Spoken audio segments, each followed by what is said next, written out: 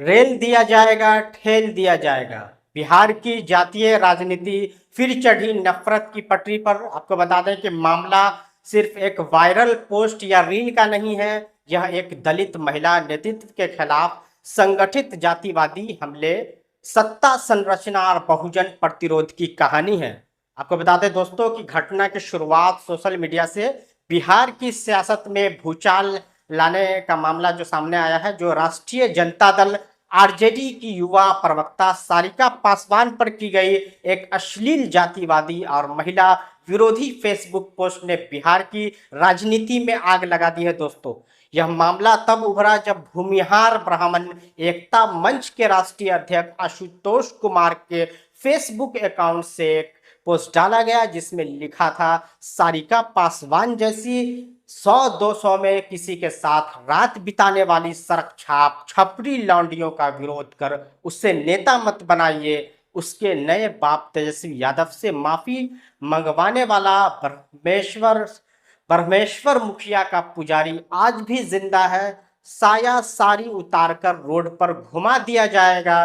वो गाना का कहने के बोल आ रहा है, यहाँ पे रेल दिया जाएगा, ठेल दिया जाएगा। पोस्ट में सिर्फ एक महिला नेता का चरित्र हनन नहीं किया गया, बल्कि उसके जातीय और राजनीतिक अस्तित्व को ही अपमानित करने की कोशिश की गई।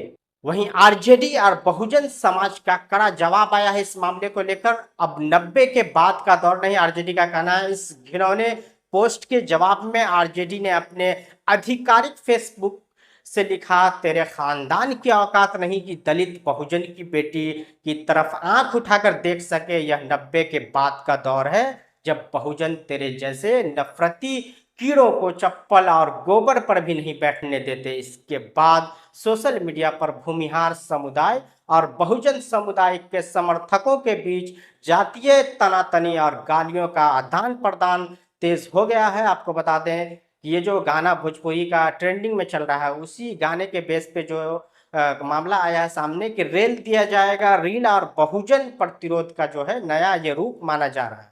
इसी दौरान जो है सारिका पासवान का एक रील वायरल हुआ जिसमें वे रेल दिया जाएगा जी, ठेल दिया जाएगा गाने पर दिख रही थी। इसे बहुजन समर्थकों ने प्रतिक्रिया के प्रतीक के रूप में लिया, जबकि विरोधियों ने इसे ट्रोलिंग का मौका बना लिया।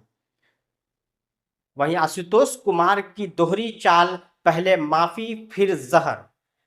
आपको बता दें कि इस पे जो है उन्होंने पहले माफी मांग ली, फिर जहर वाली बात आ रही है। पहले आशुतोष कुमार सफाई देते हैं, यह पोस्ट मेरी जानकारी के बिना आईटी टीम द्वारा डाला गया महिला पर अभद्र टिप्पणी का मैं समर्थन नहीं हूं। लेकिन चंद घंटे बाद उन्होंने ही एक और पोस्ट लिखा। पोस्ट में लिखा था, 100-200 वाला रेट गलत था, दरअसल ये तो फ्री में भी महंगी है। ये महिला नहीं, महिला है जिसे छूने के बाद हाथ मटियाना पड़ेगा। यह आईटी टीम का मामला नहीं था, यह एक सजीव जातिवादी मानसिकता का प्रकट रूप था। एफआईआर की लड़ाई अब मामला पुलिस और कानून के पास चला गया है। सारिका पासवान ने प्रेस से बयान देते हुए कहा, अगर वो मां की योनि से पैदा हुआ है तो सामने आकर बोले। ये सारिका पासवान ने कहा है कि अगर बात करें, उन्होंने आशुतोष कुमार के खिलाफ SC ST एक्ट के तहत एफआईआर दर्ज की है। वहीं दूसरी ओर आशुतोष कुमार ने भी आरजेडी नेताओं पर महापुरुषों के अपमान का आरोप लगाते हुए 28 जून को बिहार भर में आरजेडी का पुतला दहन करने और अपने पक्ष से एफआईआर दर्ज करने की घोषणा की है। ब्रह्मेश्वर मुखिया कौन थे और उनके नाम पर धमकी क्यों दी जा रही है? मैं आपको बता दूं कि ब्रह्मेश्वर सिंह उर्फ ब्रह्मेश्वर मुखिया ने 1994 में भूमिहार जाति के जमींदारों की सुरक्षा के नाम पर एक निजी सशस्त्र संगठन रणवीर सेना की स्थापना की।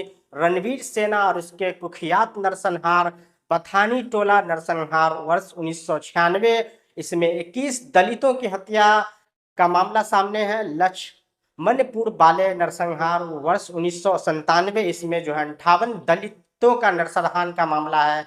शंकर बिघा नरसंहार वर्ष 1999 में, इसमें 23 दलित पिछड़े मारे गए। मियापुर नरसंहार जिसमें वर्ष 2000 में 35 पिछड़े समुदाय के ग्रामीण मारे गए। मुखिया पर 277 हत्याओं के 22 केस दर्ज हुए, लेकिन अधिकतर में वे सबूतों के अभाव में बरी हो गए। 2012 में उनकी हत्या कर दी गई, जिसके बाद उन्हें भूमिहार समाज में शहीद की तरह महिमा मंडित किया गया। बिहार के जातीय नरसंहारों का दौर रणवीर सेना अकेली नहीं थी।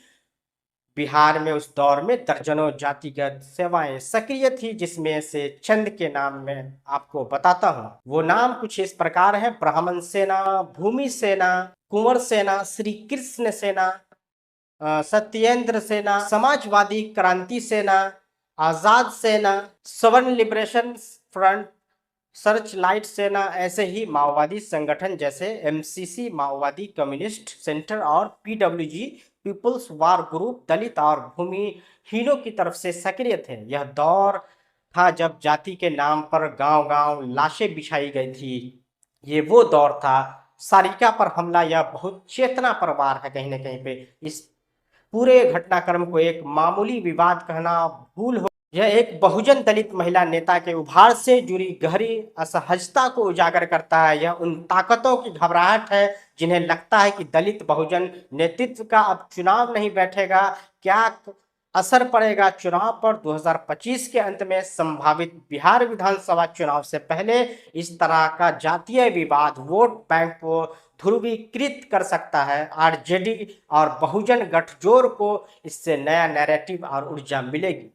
वहीं संपूर्ण संगठनों में एकजुटता, सुरक्षा की भावना और गहराई की सोशल मीडिया पर लड़ी गई यह लड़ाई बिहार की सियासी जमीन को जरूर प्रभावित करेगी। सारिका पासवान के खिलाफ किया गया हमला कहीं ना कहीं पे एक राजनीतिक चेतना से भरे बहुजन समाज को नीचा दिखाने की कोशिश थी, लेकिन अब बहुजन समाज जवाब देता है और वह जवाब संगठित, मुखर और राजनीतिक रूप से रणनीतिक है। कैमरा पर्सन शोएब रहमान के साथ मैं महताब आलम। और हमारे लिए ये रिपोर्ट तैयार की थी चीफ एडिटर सैफुर रहमान ने। आप इसी तरह की रिपोर्ट के लिए देखते रहें इंसाफ टाइम। बहुत बहुत शुक्रिया, बहुत बहुत धन्यवाद।